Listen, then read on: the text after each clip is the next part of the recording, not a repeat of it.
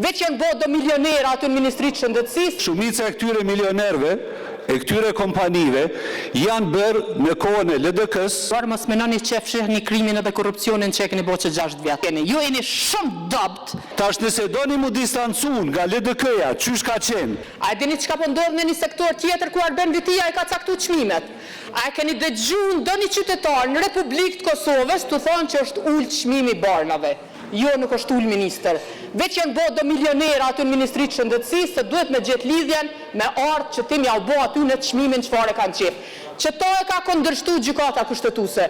Është e çuditshme se është një farë mendimi kur thuhet një pavërtet ose një shpifje shpeshherë mendohet që mund të jetë e vërtetë masandej, po ato që e tha deputetja Bajrami janë komplet të pavërteta. E para, shumica e barnave me këtë çmim, me këtë ligj, kanë pësu ulje në çmim. E dyta, ky është një ligj që asnjë nga qeverit tjera nuk ka pas guximin për me bë, dhe vetëm kjo qeveri ka pas guximin për me bë. Këtu i falenderoj dhe deputetët e opozitës që spaku na kanë qëndruar mbrapa që kanë votuar për këtë çështje, kurse sa i përket milionerëve, deputetja Bajrami ka përmendur disa herë pa asnjë arsye, apo ndoshta ka edhe ndonjë arsye, sepse shumica e këtyre milionerëve e këtyre kompanive janë bërë në kohën e LDK-s, edhe janë për krahas të LDK-s zonja Bajrami, kështu që është shumë e rëndësishme si po i njeh kaq mirë mënyrë direkte apo indirekte, dhe besoj që është dashur me dhënë edhe një sqarim kur flet për këta milionerë, sepse asnjë nga këta milionerë, si thua ti, kompani farmaceutike, shiheni kur janë krijuar këto kompani. Shihe.